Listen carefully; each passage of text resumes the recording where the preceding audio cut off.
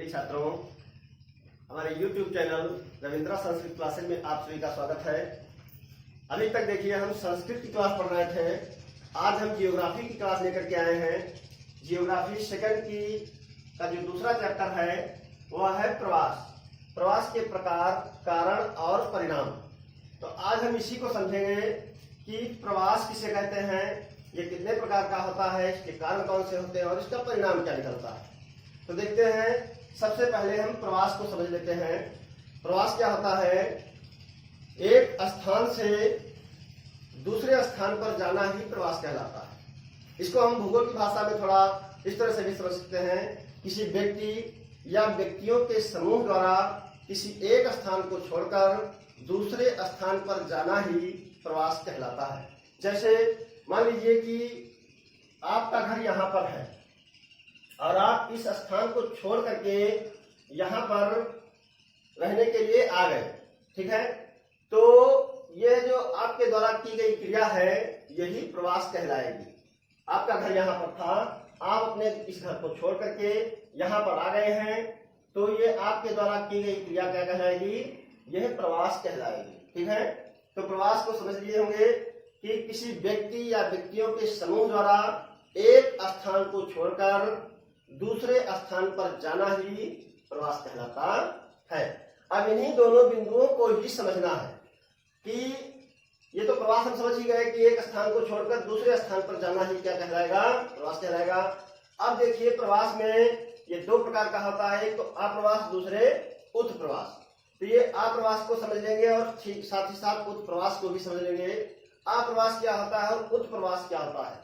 तो जब हम इस स्थान को छोड़ करके यहाँ पर अस्थायी रूप से आ गए, तो अब इसमें कौन सा स्थान अप्रवास कहलाएगा और कौन सा स्थान उत प्रवास कहलाएगा, यही चीज हमको देखना है।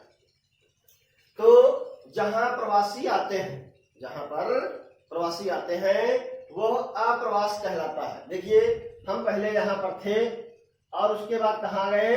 यहाँ पर आ गए। तो जब हम यहाँ पर आ गए तो ये स्थल क्या कहलाएगा? यह अप्रवास कहलाएगा, ठीक है। इसको अप्रवास कहेंगे। और जहां से हम गए हैं वो स्थल क्या कहलाएगा? उसे उत प्रवास कहेंगे। तो ये उत प्रवास हो गया और ये अप्रवास हो गया। और सोच गए होंगे कि उत प्रवास किसे कहते हैं और अप्रवास किसे कहते हैं? जहां पर प्रवासी आते हैं, जहां पर प्रवासी आते हैं उसे क्या कहते हैं?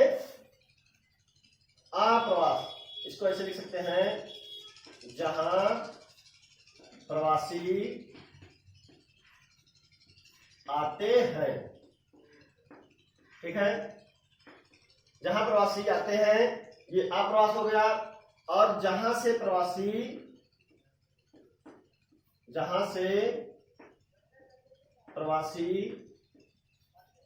जाते हैं वह उत प्रवास कहलाएगा, ठीक है।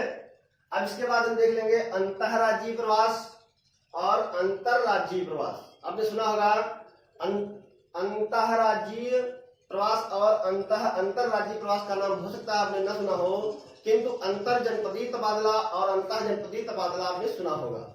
तो ठीक वही चीज ये यहाँ पर भी है। यहाँ पर ट्रांसफर की जगह पर प्रवास है, तो है वही चीजें, बस यहाँ समझना क्या है? अंतः और अंतर को समझ लेना है हमको। अंतर्राज्यीय प्रवास में क्या होता है कि एक राज्य में, एक ही राज्य में एक स्थान से दूसरे स्थान पर जाना अंतर्राज्यीय प्रवास कहलाएगा। उदाहरण के तौर पर जैसे उत्तर प्रदेश में सहारनपुर से मथुरा या मथुरा से आगरा या सीतापुर से लखनऊ, ठीक है। एक ही राज्य में एक शहर से दूसरे शहर को जाना अंतर्राज्यीय प्रवास कहलाएगा। अब इसके बाद देखते हैं अंतर्राज्यीय प्रवास। अंतर्राज्यीय प्रवास में क्या होता है? इसमें होता है कि एक राज्य से दूसरे राज्य में किया जाने वाला प्रवास अंतर्राज्यीय प्रवास कहलाता है। जैसे उदाहरण के तौर पर उत्तर प्रदेश से मध्य प्रदेश या महाराष्ट्र, ठीक है। अब इसके बाद हम देखेंगे प्रवास की धाराएं। तो प्रवास की धाराएं मुख्यतः दो प्रकार की होती हैं, एक तो आंतरिक होती है, दूसरी अंतरराष्ट्रीय होती है। तो सबसे पहले हम आंतरिक प्रवास की धाराओं को समझेंगे। आंतरिक प्रवास की धाराओं में पहली जो प्रवास की धारा है वो है ग्रामीण से ग्रामीण प्रवास। ठीक है, ग्रामीण से ग्रामीण प्रवास।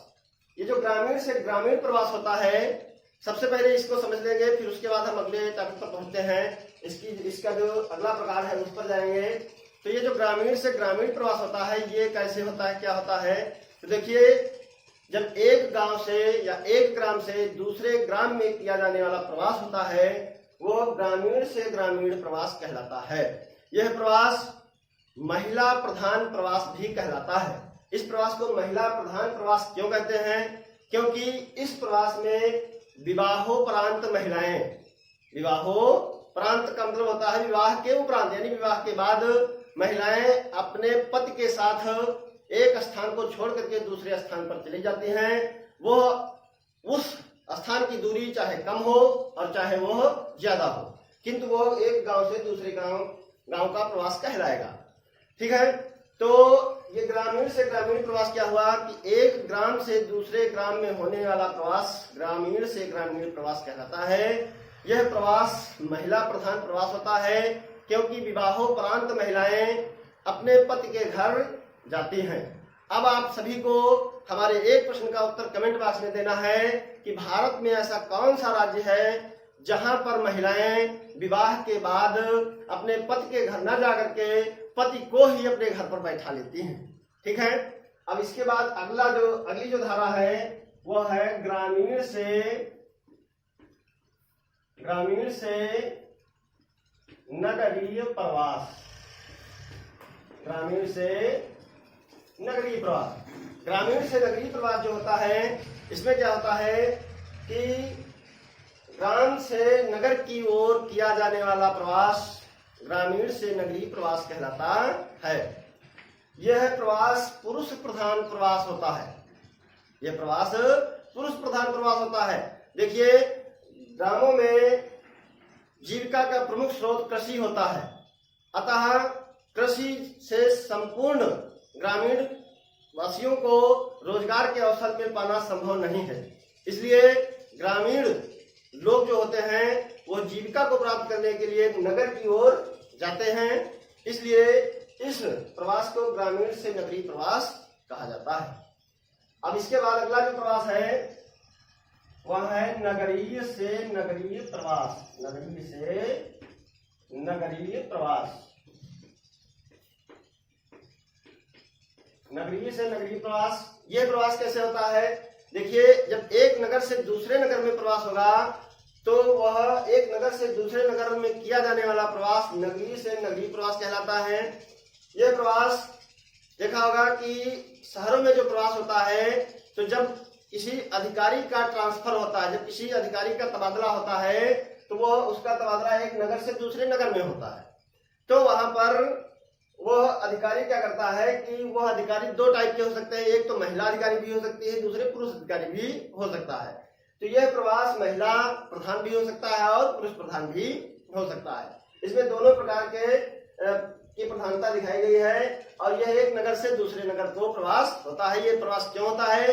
क्योंकि अधिकारियों के जब तबादले होते हैं तभी यह प्रवास होता है खास करके। इसके बाद अगला प्रवास जो है वो है नगरीय से ग्रामीण प्रवास। ठीक है, नगरीय से ग्रामीण प्रवास। इसमें क्या आता है? नगर से ग्राम की ओर किया जाने वाला प्रवास नगरीय से ग्रामीण प्रवास कहलाता है। यह प्रवास अन्य प्रवासों की अपेक्षा बहुत कम होता है क्योंकि इसमें नगर से लोग गांव की ओर जाना नहीं चाहते हैं। बहुत ही रेयर केस में लोग नगर से गांव की ओर जाते हैं। जैसे मान लो किसी को गांव में फैक्ट्री लगाना है या कुछ और भी ऐसी चीजें हैं जो नगर से गांव की ओर लोग दौड़ते हैं। इसके बाद हम देखेंगे प्रवास के कारण। ठीक है, तो प्रवास के कारण दो प्रकार के बताए गए हैं। पहला है अपकर्ष। पहला जो इसका कारण है वह है अपकर्ष। ठीक है, और दूसरा जो इसका कारण है वह है प्रतिकर्ष। ठीक है, तो ये दो कारण हैं प्रवास के। इन्हीं दो कारणों की वजह से व्यक्ति प्रवास करता है। तो अब इन दोनों कारणों को हम समझ लेंगे कि अपकर्ष क्या होता है और प्रतिकर्ष क्या होता है। इन दोनों शब्दों का अर्थ समझ लेंगे, अपकर्ष और प्रतिकर्ष। प्रतिकर्ष का मतलब होता है उल्टा और अपकर्ष का मतलब होता है आकर्षित करना। ठीक है, तो जो चीज हमको आकर्षित करेगी वो अपकर्ष कारक कहलाएगी, और जो चीज हमको आकर्षित न करेगी, नहीं करेगी, यानी ठीक उसके उल्टा काम करेगी, वो प्रतिकर्ष कारक कहलाएगी। तो इसको ऐसे समझ लें, वे कारक जो हमें, देखिए हम अपकर्ष कारक समझा रहे हैं, तो वे कारक जो हमें विभिन्न स्थानों से आने के लिए मजबूर कर देते हैं, वे कारक जो हमें विभिन्न स्थानों से आने के लिए मजबूर कर देते हैं, वे अपकर्ष कारक कहलाते हैं। जैसे नंबर 1 पर देख लीजिए, बेहतर रोजगार। जिन राज्यों में, जिन शहरों में, जिन नगरों में बेहतर रोजगार होंगे, स्वास्थ्य, चिकित्सा, शिक्षा आदि की बेहतर सुविधा होगी, वहां पर लोग ज्यादा से ज्यादा संख्या में जाकर के निवास करेंगे, प्रवास करेंगे। तो ये हमारा क्या हुआ, ये अपकर्ष कारक हुआ। अब हम देखेंगे प्रतिकर्ष कारक, यानी ठीक इसके उल्टा।